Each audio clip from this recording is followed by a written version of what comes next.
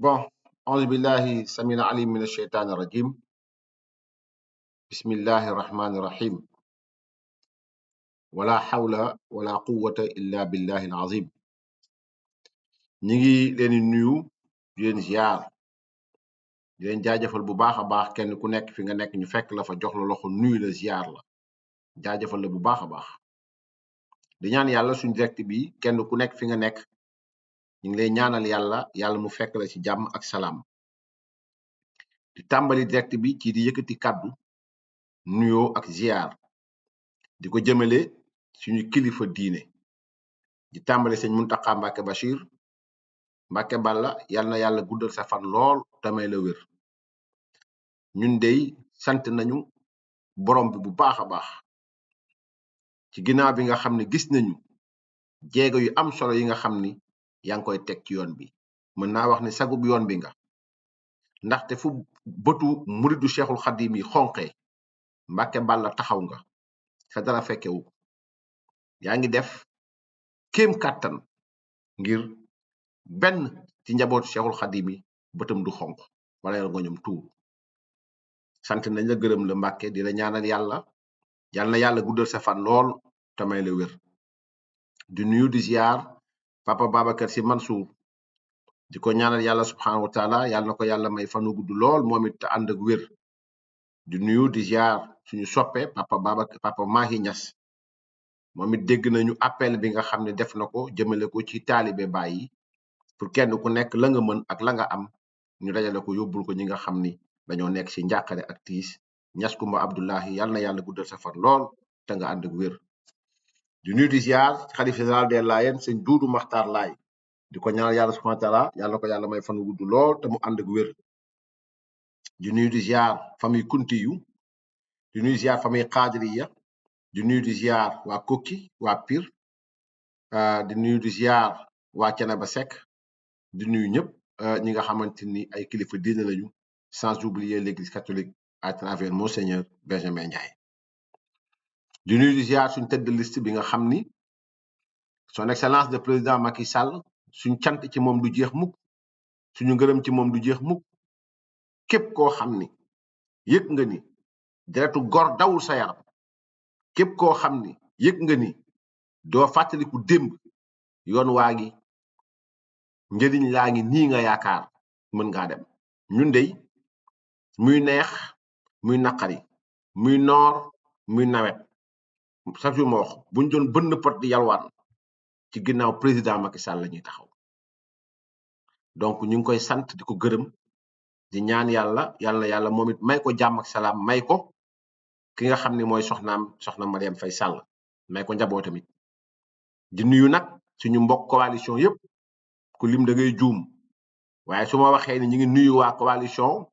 nu mu tudd sax waa wàllu Sénégal à travers le frère Karim Meïssa Wade le président Karim Meïssa Wade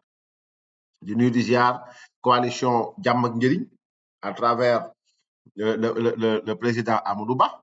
di nuyu di ziar aussi waa sàmm sa kàddu à travers le maire de la ville de Dakar Barthélémy Toye Dias di nuyu waale nu mu tudd sax Pape Djibril Fall président Pape Djibril Fall président Thierno Bocoum présidente Anta Babacar Ngom di ziar ñëpp ñi nga xam ni waa PUR di ziar ñëpp ñi nga xam ne ñu ngi bokk ci coalition boobu donc di nuyu militant yëpp di leen ziar bu baax a baax di ñaan yàlla na yàlla def jàmm yàlla na yàlla def salaam Sénégal di tàmbali suñu kàddu nag ci tontu ci benn wax boo xam ne dama koo dégg te koo xam ne it jigéen la jur nga sukk nu mu tudd sax nga sukk say oom di ñaanal say wayjur boo déggee wax ji boo tontuwut rek amoo fierté sa wayjur bu jigéen Coro Mbàkke au fait dafa taxaw mu ne ku ndeyam liggéeyut moo dul bëgg waajooju mu tudd noonu ma bëgg ko tontu ma ne ko moom la ndeyam liggéeyul ndax bu ndeyam liggéeyoon moom de am na fi koo xam ni liggéeyal na gontul na boppam gontul Sénégal gontul àdduna mboole seen dem juróom-ñaari at ca àll ñibbisi dem gànnaar ay at ca àll ñibbisi liggéeyal yàlla liggéeyal sallallahu alayhi wa sallam ba ñaanal xeetam ñaanal àdduna bi fi dunia wala axira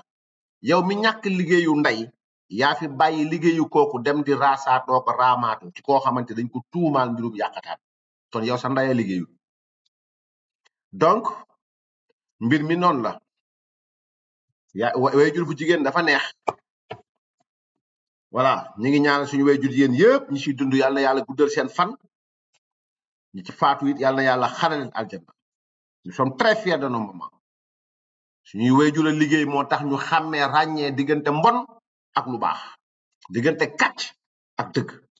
sa ndaya liggéeyul yow Thioro Mbacké parce que ku ndayam liggéeyul rek mooy coggaanu comme ni nga koy defee di coggaanu ay fen ay jóogi neefete kon loolu la kon suñu directu tey au fait liñ koy waxee tuddee ko mooy samedi soir sur la terre de Ndoumbelane samedi soir sur la terre de Ndoumbelane Ndoumbelane bi nga xam ni gis nañ ni xumb na lool waaye vous allez ouvrir grand vos oreilles vous allez ouvrir vos yeux et je vais vous dire bien je vais vous raconter ou vous conter je vais vous narrer ce qui se passe à Ndoumbelane car à Ndoumbelane le PM y conteste publiquement un décret de nomination du père alors qu'il a lui-même été nommé par un décret.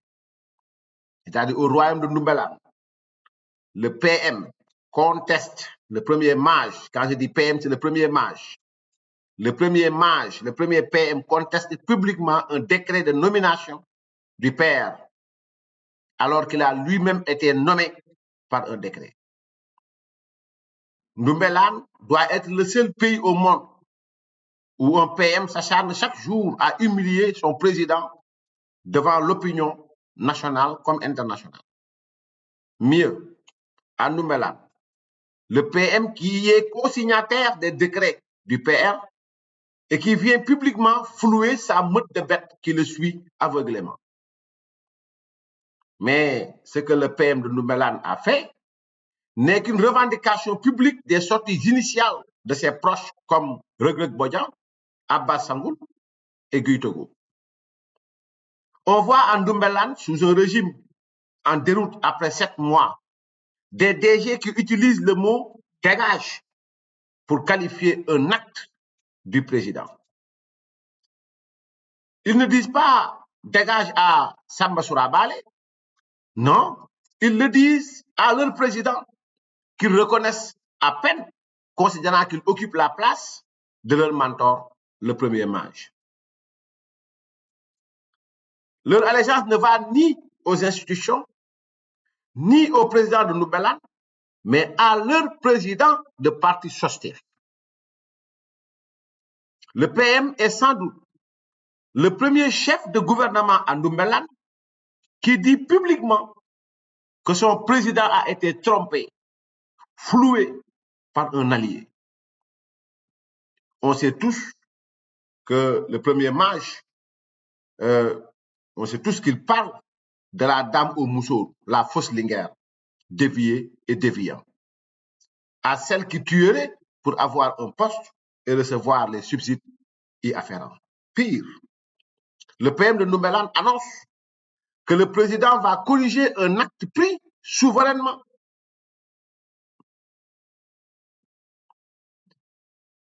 Du fait d'une supposée colère des militants. Les mesures collectives étaient une injonction à limoger Samba Sourabale, des sbires envoyés pour mettre la pression sur le président, esselé et dépassé par les événements. Guy Togo, qui se tait sur les graves inondations dans le nord de Ndoumbelane, est envoyé pour demander le limogeage du sieur Sourabale Ndiaye, Samba Sourabale. Guy Togo, qui recevait des jeunes reporters frustrés, se met à piailler au nom de son chef, le premier mage. Pourquoi Guy Marius et les autres n'ont aucune considération pour les nordistes à Ndoumbelane, Qu'ils crèvent ou qu'ils vivent, c'est le cadet de leurs soucis. Même Mbougan, je parle de Mbougan, qui tentait d'y apporter son aide, a été arrêté et mis sous mandat de dépôt. Il faut qu'ils nous disent le problème qu'ils ont avec l'unité nationale en Ndoumbelane, au point que le drame qui touche 55 000 Ndoumbélanais ne les fait jamais réagir. Pendant ce temps, le président de Ndoumbelane s'adresse à la grande nation dans une allocution sporifique et vide à son image. Cet homme n'a pas le niveau requis pour être chef de division. Il ne peut pas diriger un pays comme Ndoumbelane. Kasdan Chen, il se trompe de cible. N'est-ce pas son président de parti Sostef, ou premier mage, qui a déclenché les hostilités au grand théâtre de Ndoumbelane, alors que le pays observait une trêve post-électorale? N'est-ce pas lui qui appelait récemment l'opposition de Ndoumbelane à descendre dans la rue, la traitant de tapette? Lui qu'on a vu courir comme un athlète olympique alors qu'une grenade lacrymogène avait été tirée. Bizarrement, son mal de dos avait subitement disparu ce jour-là. Un homme bavard masque toujours son absence de courage. Il parle beaucoup trop car il ne sait rien faire. N'est-ce pas, c'est son président de parti qui met ses pieds dans le fonctionnement de nos institutions en Ndoumbelane, allant jusqu'à prendre la place de la justice ndoumbelanaise. C'est lui qui accuse, c'est lui qui blanchit, c'est lui qui condamne, c'est lui qui libère. Il se croit en même temps policier, procureur, juge, pénitencier. Les manifestations d'indignité les plus manifestes sont l'apanage du président du SOSTEF, un homme sans talent, sans relief et sans tenue. SOSTEF a montré sa vacuité, un parti sans projet et sans cadre compétent, sans vision, dont la boussole est Cheikh Garabou Garabou Ndiaye et Sorofal. Il s'enlise dans son propre bourbier. Il se trompe s'il pense qu'un discours changera la donne. Il devait descendre de son hélicoptère et se fondre aux gens, apaiser leurs souffrances et leurs peines. Une partie des Ndoumbélanais est coupée du reste du monde et une partie du régime en place les survole et l'autre partie danse au Ndoumbelane Arena. Lors de son allocution d'hier, pas un mot, une minute d'attention pour nos compatriotes du Nord et de l'Est. Quel mépris, car ils sont à la périphérie. Dans le Nord, on les ignore. Je finis par dire ceci. SOSTEF considère que l'honneur de leur leader est supérieur à celui de nos guides religieux.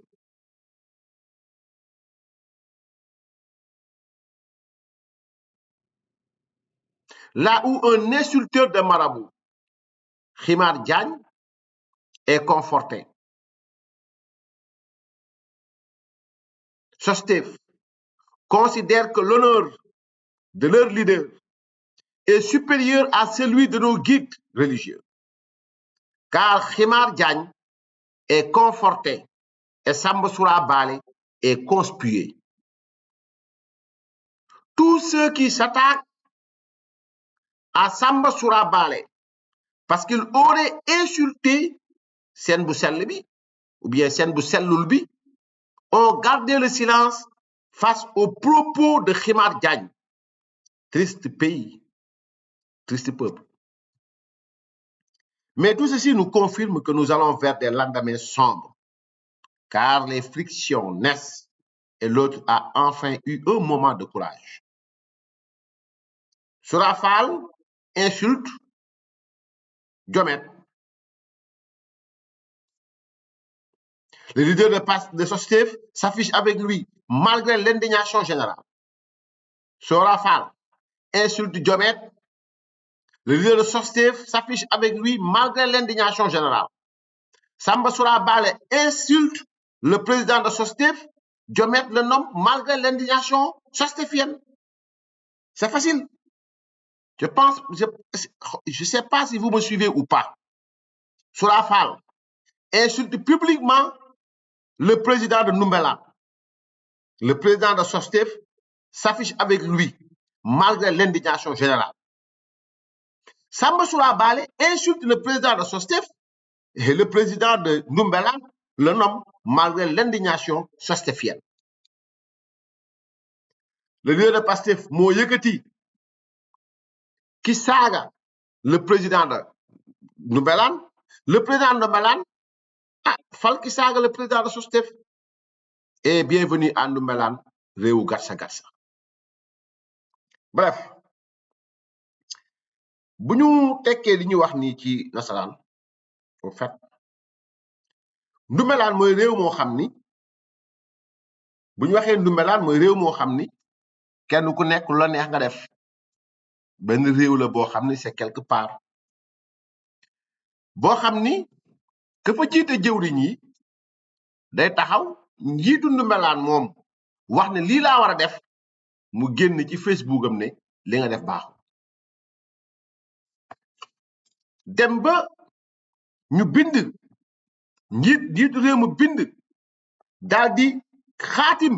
ne damay fal diw moom njiitu jëwriñ ji génne fal ba nga fal baaxul Sénégal yëpp teg seen bët loolu de réewu Noumbelane kot laa ko gis foo xam ni njiitu jëwriñ saa yu xëyee li muy dëkkee mooy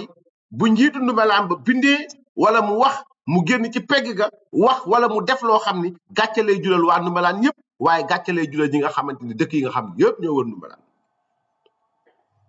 mais li muy fàtte au fait mooy que moom bu njiitu Noumbelane di bind bu demee bay xaatim mooy xaatim moom tamit ca pegg ba maanaam bu njiitu Noumbelane xaatimee ca ndeyjoor moom njiitu jëwriñ ñi ca Noumbelane day xaatim ca càmmoñ kon nan ngay mën a xaatimee njiitu Noumbelane xaatim sa bos nekk ci wetam nga génn ne bañ koy def ñun yëguñu nga génn nag sa nu mu tudd sax sa nag yi la gëm genre colo yi nga xam ne seen ndey liggéeyul lenn ñooy génn maintenant nag commencé nga leen diri mel ni ku yor sa gétt xar wala gétt bëy mais li njiitu jëwriñ ñi ca Noumbelane def au fait mooy ñaxtu bi nga xam ni ñëpp ko dégg ñëpp ko yëg ñaxtu woo xam ni Reug-Reug Bodian ma nga xam ni njiit la ci lenn te la ñuy doxalee ca Noumbelane wala ki nga xam ne moom mooy Abbas Sangul Kafa daa war a sangu parce que sa der moom am na loo xam ne daa war a sangu ba set ak guy ma ñu duma woon Togo donc Noumbelane la ñuy gis ci nguur goo xam ne juróom-ñaari weer la def ay directeurs généraux di jëfandikoo ay baat yu mel ni dégage di ko wax benn waaye bu ñuy woowee Samba Soura Bale boo xam ne moom it luñ ko wax mooma moo leen fekk ci seeni minin ak seeni jëfin fekk leen fa ñoom it ñoom ñu wan ko seen minin ak seen jëfin c'est simple comme bonjour waaye tamit nag li ñu mën a seetlu mooy Noumbelane ngay gis ay directeurs généraux taxaw njiitu Noumbelane bind ñoom ñu jël baat yu mel ni dégage di ko teg ci li nga xam ni moom la njiit ba teg dégage pour qualifier un acte d'un président dégage bi waxuñu ko Samba Soura Bale de déedéet dégage bi njiitu Noumbelane njiitu réewum Noumbelane lañ ko wax dégage boobu Samba Soura Bale moomu ko parce que bu fekkee njiitu réew ma dafa jël xaatim ne fal naa Samba Soura Bale yow mi nga xam ne yaa ngi liggéey ak moom nga génn dégagé too Samba Soura Bale waaye sa njiitu réew ma nga dégagé parce que nag njiitu réew la boo xam ni ñoom seen bopp dañ ko reconnaître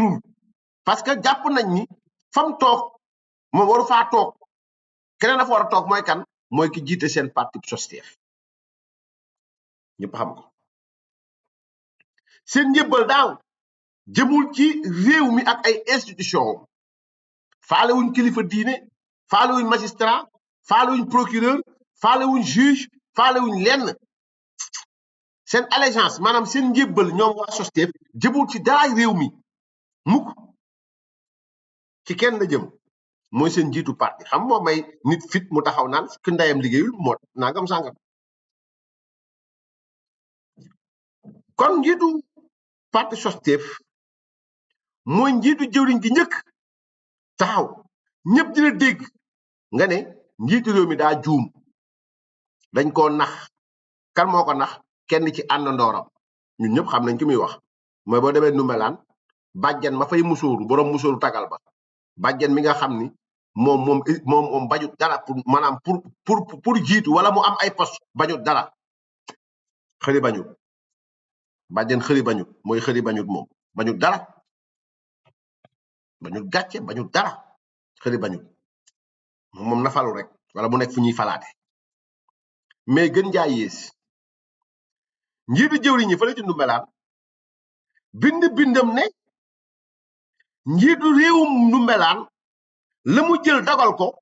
dana ko soppi ca saasa parce que daa am njuumte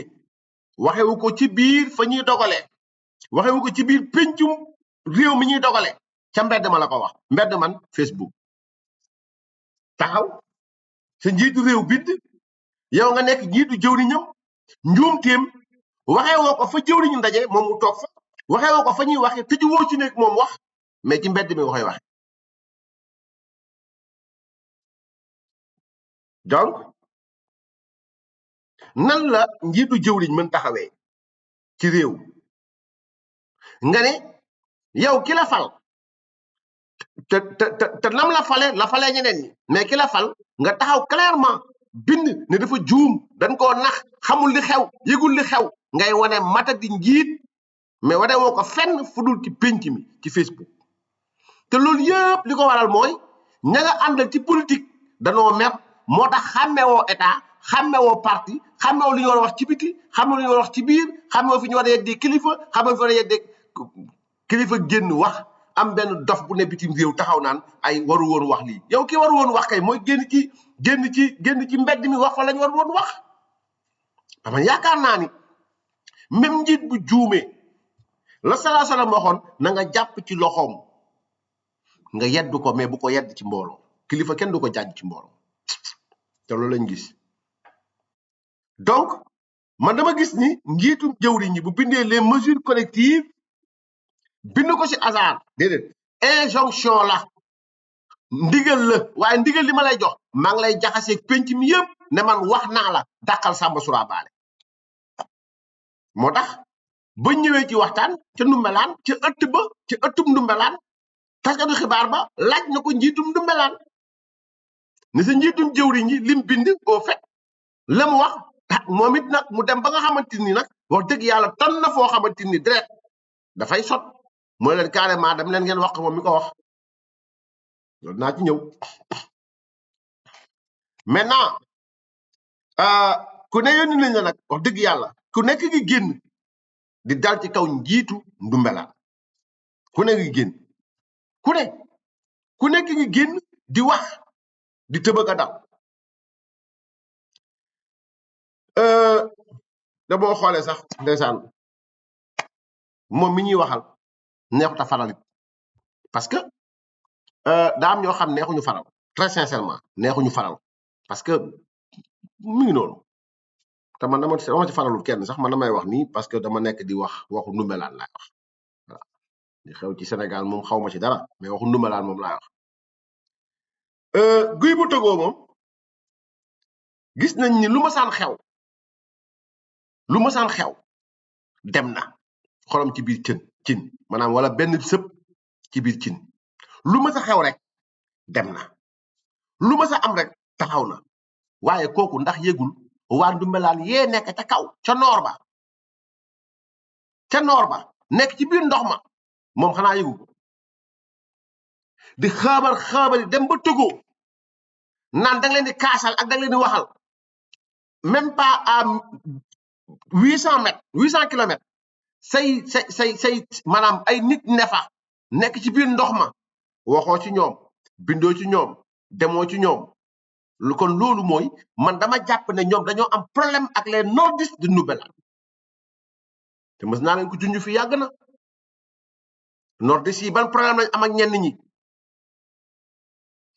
donc gis nañ ko muy recevoir ay reporters gis nañ ko mu jóge fii voyager dem ba bitim réew ñu yitti la fa yitti yu métti lapp la fa lapp yu métti ëllëg bàyyi xaal dégg naa gaa lañ ne ku ci dóoru liggéey ku ci dóoru wala nga football li ngay wut ci ngërëmu président bi yàlla boo ko am dégg naa ñi dañ doon cordo ñii di contrôle orienté sa baaxul wallaay sa baaxul donc yow balaa ngay dem ba bitim réew nu melaan dem di fa lijjanti sa waa dëkk nekk fii am tolof mitit fanaanuñ ci jàmm yenduñ ci jàmm nekkuñ ci jàmm nu mu tudd sax nekkuñ ci jàmm ak salaam yow nga bàyyi leen fi waxoo ci ñoom defoo ci ñoom après nag maintenant nga ne yaa wax nit ñi naan man maay ndawul réew mi ndaw xawma député du peuple xawma ay caaxaan la rek donc man li ma jaaxal donc loolu la lan moo tax ñoom bëgguñ di wax ci li nga xamante ni moom mooy li xew au nord pourquoi maanaam bëgguñu fa wax bëgguñu fa dem pourquoi donc ñu dee wala ñu dund ñu fanaan ci ndox mi wala ñu fanaan ci mbedd mi que jur gi dee que jur gi dund au nord de Ndoumbelane ça les laisse de marbre ça les fout au pôle nord c'est le cadet de leur souci gis nañu mburgaan mi nga xam ni bëggoon a dem sax ci ay mbokkam yooyu nekk ca kaw Ndoumbelane pour yóbbul leen ndimbal dañ ko mujj kuntaaba jàpp ko yóbbu tëj ko ci kaso bi jamono jooju jar nañu laaj lan mooy problème ñenn ñi ak ña dëkkee ca kaw au nord et à l'est 55 000 presque 55 000 Ndoumbélanais patauge dans les eaux les élèves ne vont pas à l'école les gens passent la journée sous l'arbre ils n'ont pas là où passer la nuit ils n'ont pas de quoi manger ñu mbiic leen maanaam moom njiitu Ndoumbelane da leen mbiic njiitu jëlu ñu nefee di war mbiic ñoom ñuy biiñ c'est ça qui s'agit maanaam moom njiitu Ndoumbelane da leen mbiic njiitu jëlu ñu Ndoumbelane yi moom di war mbiic moom ña mu àndal ñoom moom ña nga fa toog di biiñ c'est ça qui s'agit kon jamono jooju nag gis nañ ni njiitu Ndoumbelane moom it génn na waxat leen Ndoumbelane waxa ñi nga xam ne ñoom la yilif ci discours boo xam ne it boo ko dégloo moo ko waxi tëppana ma rëbala dëbba ñoo yem doo ci jëlee benn xam-xam tëppana ma rëbala dëbba kërësëtë doo ci jëlee benn xam-xam benn xam-xam doo ko ci jëlee dara maanaam moom daal wax na ay kàddoom yoo xam ni moom bu yeboon kàddu yooyu mu yëkkati ba yeboon mu woo ñi nga xam ne ñoom la yilif ci politique mu wax leen ko ñoom parce que nag kilifa war na jombale boppam wax ay saa wax ay minute loo xamante ni kenn maanaam convaincre kenn maanaam discours boo xam ni moo xott gerte yem maanaam discours moom moo ko kay wax ñoo yem le discours ne reflète que ki koy wax waaye li seetlu Ndoumbelane mooy njiitu Ndoumbelane moom wax dëgg yàlla ci village Ndoumbelane ya sax gox gu gën a ndaw sax waru ko fa mën a jiite très sincèrement ak loolu yëpp man dama jàpp ne ci biir ay waxam dafa juum ñam war a waxal waxul ak ñoom jarul woon sax nag ñuy woote ndaje jarul ko woon déedéet xam na ñi mu war a wax ndax ki mu war a waxal mooy ki nga xam ni moo jiite Sostef wala mu nekk njiitu jëwriñ ci réew mi moo njëkk taxaw moo tàmbali coow li mooma wax ji mooma parce que bi ñëpp jugee ci liñ doon tabbee ba tabb ko moom njiitu Ndoumbelane ba ñëpp jugee kenn ku ne yaa ngi doon dem def li nga doon def ñii dem nañ bitim réew ñii del nañ seen activité ñi nekk seen business nga dem ba finalement nam wax ndax maanaam mënoo jëf mënoo exécuter ci ay wax nga taxaw nga leen carrément ñi ma jàkkaarloo ñi ci kujje gi ay tapet lañu ñemewuñ lacrymogène yow mi ñeme lacrymogène nga daw ñu dóor benn lacrymogène moo tàkk nga daw waafu muus boo xamante ni billahi yaaraw muus ndigal muus te dañ taxawoon nañu sa ndig day miti ku xool lemu bi koo xool billahi yaaraw nu mu tudd sax yaaraw góolu almaan nu mu tudd sax comment dirais-je góol bu mën a góolu boobu nga xam moom day lemu fu nekk voilà yaakaaraw manuel nëwër maanaam manuel nëwër la def benn la waxuma la benn grenade lacrymogène moo tàkk nga daw waafu muus waafu nëwër def nii dugg ci biir cantine ba daw ca douche ba beneen lacrymogène tàkk biir bee daw ca saasa yow nga ne am nga fit c'est pas possible donc kon man dama jàpp ne njiitu Ndoumbelane au fait buy wax ci wàllu hostilité yu demee noonu la situation était calme mais celui qui a déclenché les hostilités c'est celui-là même qui avait appelé l'opposition à descendre dans la rue très sincèrement et c'est ça donc lui qu'on a vu courir comme un athlète olympique alors qu'une grenade lacrymogène avait été tirée bizarrement son mal de dos avait subitement disparu ce jour-là un homme bavard gi nga nit ku bari wax day jéem toujours masquer absence de courage am bu jàkkaarloog mbooloo non mais li waaj a wax rek am ñoo xam ne string sax sol nañ ko pour génn fi ñu nekkoon billahi waxloo seeni jabar waxloo seeni njoñ ñaanloo seeni jabar moo tax hommage à ceux-là qui sont détenus présentement et qui ne crient guerre yàlla xam na ko donc bu ñuy wax tamit ci la mu wax ak waa Ndoumbelane ñëpp dégg ko mooy n'est-ce pas président parti moom mooy dugal tànkam ak loxoom ak gémmiñam ak lépp ci fonctionnement institution yi dem na sax ba jël place yoon mooy wax ne diw def na mooy wax ne diw defut mooy nekk juge mooy nekk procureur mooy nekk policier mooy nekk pénitencier moom daal mooy nekk enquêteur policier mooy nekk gendarme policier mooy nekk procureur qui poursuit mooy nekk juge qui juge mooy nekk pénitencier qui enferme donc wax yëpp bu ngeen bëggee xam kan la mooy cet homme là qui est là sans talent sans relief sans tenue ñëpp xam nañ kan la sans talent parce que wax naa leen ni koo xam ni fal nañ la ci gox-goxaat ca Ndoumbelane nga def ñaari at ñu ne loo fa def ñu ne benn miir nga fa clôturer ñu ne la teg nga ay jëwriñ nga def ay weer ñu ne loo fa def nga ne benn garab laa jëmbat waaye la ma wax fu ma ko waxe na ma ko waxe wax naa diggante kaw ak suuf diggante ndeyjoor ak càmmuñ diggu naa féey wax nuuru wax nuqeeku wax naaw wax fenn fu ne wax naa ko mais jëf zéro phrase daal di xëddeen mënul jëf un homme sans talent un homme sans relief un homme sans tenue et sans retenue kon Sostef war nañ seen bopp mooy lan mooy parti la boo xam ni ca Ndoumbelane amul projet waaye amul kàngaam yoo xam ni am nañu xam-xam amuñu gis-gis parce que gis-gis nit du ko am ab garabu jaakatu ndombo yor sa gis-gis di ko wax gis-gis du ko am ab comédien yor sa gis-gis di ko wax gis-gis du ko am ak ay saakat ñooy porte sa gis-gis loolu du gis-gis c'est pas une vision ça donc Sostef moom parti la boo xam ne gis-gisu saaga gis-gisu xastawaate gis-gisu taal ak toj mën ngeen ko mais xalaat mënu leen ko ba ngeen di xalaat da ngeen jutal carte Ndoumbelane man kon jàpp naa ni parti boo xam ni Sourafal moom mooy def léeg-léeg di dindi ñooy wax parti boo xam ni boo bindee ñu génne li nga bind baaxul nga dem effacer imaginez-vous un ministre dans Ndoumbelane qui nomme quelqu'un les gens sortent pour revendiquer tu l'effaces pourquoi parce que bokkul ci projet Ndoumbelane ay nañu wante dëgg loolu du réew moomu daanaka moom réew carton ñoo yem C'est pas un pays, ça. Et le plus grave, c'est lorsque un chef de gouvernement cautionne cela jusqu'à remettre en question la signature institutionnelle du président de Nouméa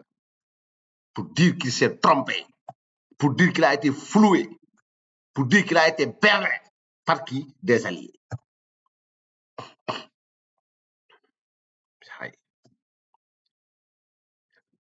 Même discours bi sax au moins balaa ngay tàmbali nga yëkkati kaddu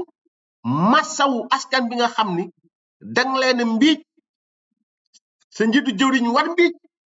ñoom ñuy biiñ nga tàmbali sax massawu leen réconforté leen zéro phrase daal di xëddeen directement politique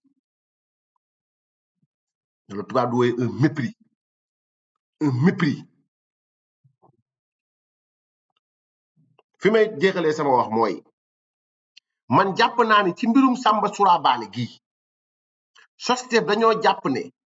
honneuru seen njiit moo ëpp doole honneuru suñu kilifa diine yiñ saaga mbir mi loolu lay tekki maanaam honneuru seen njiit ñoo moo gën ëpp doole honneuru ñi nga xam mooy suñu kilifa diine fii ci Ndoumbéla parce que Ximaar Jaañ dañ ko dalal Ximaar Jaañ dañoo ànd ak moom layal ko fu nekk waxal ko fu nekk ne démb la waxoon aha moom démb la waxoon maanaam Ximaar Jaañ moom démb la xasoon ñi nga xamante ñooy nit ñu baax ñi moom Samba Surabaale démb la xasoon seen waaju sellul bii kon boog dellowaat nañ leen seen wax mais li muy tegtal mooy man dama gis ni honneuru seen waaji moo ëpp dayoo honneuru suñ njiit yi nga xamante ni diine yi nga xamante ni saaga nañ leen fi parce que ñëpp ñi nga xam ni ñi ngi attaqué Samba Surabaale mii ndaxte dafa saaga seen ku sellul kii dañoo ne tekk tekkaaral ci Ximaar Jaañ ak kàddu yu ñaaw yi mu yëg teg ko ci kilifa diine lii mooy réew mi lii mooy réew mi waaye lii yëpp daf ñuy dalal rek li nga xamante loolu lañ mës a gëm seen projet lan la au fait seen projet lan la mais à la fin man li ma constaté mooy Surafaal saaga na njiitu Surafaal saaga na njiitu Ndoumbélaan Surafaal saaga na njiitu Ndoumbélaan ah njiitu jëwriñu Ndoumbélaan dem photo ak moom njiitu Ndoumbélaan it Samba Surabaale saaga njiitu jëwriñ ñi moom mu fal ko kon njiitu Sostef daa yëgati ki saaga njiitu Ndoumbélaan njiitu Ndoumbélaan fal ki saaga njiitu Sostef kon boog yéen a ngi ci gatsa gi c'est tout kon loolu mooy mbir mi guddal ko yoo gàttal ko yoo discours yoo ñàkk discours yoo li muy tegtal leer na li muy tegtale leer na mooy réew mi moom Ndoumbélaan daanaka sànko nañ ba pare kon dinaa ñëw ak yéen nag ci yenn mbir yi nga xam ni par rapport ak maintenant si je reviens au Sénégal maintenant pare naa ci Ndoumbélaan lii lépp la bu ma leen bëggoon léebal rek mais su ma ñëwee Sénégal au fait Samba Ndiaye sa nomination on nous a dit que le président de PASTEF a dit que proposition alliée yi la ñun ñëpp xam nañ kan la au fait mais dama bëgg ngeen téye wax ji ma leen wax gis nga buñ demee ba dossier Prodac taxaw déggu leen ma buñ demee ba dossier Prodac taxaw ba yenn mbir yi génn boobaa ngeen di comprendre lan moo xew jamono ji wax laa leen wax nag bàyyi leen ko xel bu baax buñ demee laa wax ba mbirum Prodac taxaw fàttaliku leen wax ji ma leen wax ci boobaa ngeen di comprendre lan moo xew moment bi dagg leen lii ngeen dagg ku téye ko denc ko parce que fi dina ñëw moo xam ma dund moo xam ma dee moo xam ma libre moo xam ñu tëj ma en tout cas dama ne li ma wax nii bàyyi leen ko xel parce que mbir a nga ca parce que bu fekkee yéen a ngi fàttaliku am na jamono ñuy wax waxu ay koppar ak ay nangam sangam ak nangam sangam information yi au fait man dama nekk di ci gëstu ensuite dama nekk di ci def ay investigation mais fi ma tonnoogul li ma leen di sant mooy téye leen li ma leen wax ngeen jàpp ko mooy maanaam li ñuy wax nii jamono jii jàpp leen ko ci mbirum Samba Ndiaye waxuma Samba Ndiaye def na dara wala deful dara déedéet je parle pas de Samba Ndiaye waxuma Samba Ndiaye waxuma ci moom je parle du contexte bi ñu nekk dans l'affaire Samba Ndiaye ay wax day leer parce que moom xaw ma ko ci Adama très sincèrement xaw ma ko ci Awa nekkoon na ci Macky Sall wax dëgg yàlla xaw ma ko musuma ko gis xaw ma ko sax kon xaw ma lu mu def ak lu mu deful très sincèrement waxuma def na it waxuma deful billahi te li may wax tamit c'est pas du moom mais contexte am bi mu nekk moom laa wax contexte bii mu nekk bu ngeen demee ba mbirum Prodac jóg bàyyi leen xel ci contexte bi wax laa wax donc amoon naa mbégte lool santaat leen bu baax a baax gërëmaat leen bu baax donc et en attendant la chute des bêtes je vous souhaite vraiment un excellent week-end vraiment di ñaanal yàlla may jàmm ak salaam ñëpp di nuyu waa chambre 2 di nuyu waa chambre 7 di nuyu waa secteur 1 bi yëpp di nuyu garde pénitentiaire Rebeuss yëpp di nuyu mbooleem population carcérale bu Sénégal di ñaanal yàlla kenn ku nekk fa nga nekk yàlla na yàlla gaaw delloowaat nga ñibbi sa kër ñi nga xam ne aussi seen yaram dafa sutante ñi si hôpitaux yi wala ñi si biir kër yi yal na leen yàlla may tawféex ba ñu retrouver waat seen santé suñu way dawla it yal na yàlla yërëm leen xare leen aljanna donc je pense bien que ni maa ngi jaale ma sœur Yacine Sakho maa ngi koy jaale bu baax a baax donc maa ngi jaale en même temps Seyni Ndiaye Gawlo donc mi nga xam ni dafa ñàkk way juróom bu jigéen donc maa ngi jaale aussi képp koo xamante ni aussi des fois bu ñu ma messager rek nga xamante ni su may kii dinaa ko mën a waxaale parce que des fois dans le tas du ma ko yëg voilà donc maa ngi leen di jaale bu baax a baax di ñaan yàlla ñi fi jógee yal na leen yàlla yërëm xare leen aljanna nos sœurs de la diaspora nos frères de la diaspora aussi maa ngi leen di jaajëfal bu baax a baax a baax maa ngi nuyu suma classe bi Sarr l'Allemagne le Sénégalais d'Allemagne maa ngi koy nuyu di ko ziar bu baax a baax maa ngi nuyu commissaire Keita paraît-il nee nañ ma génn na mais amaguma ci les infos donc bu génnee ñu ngi sant yàlla bu baax a baax ça aussi et d'une manière très objective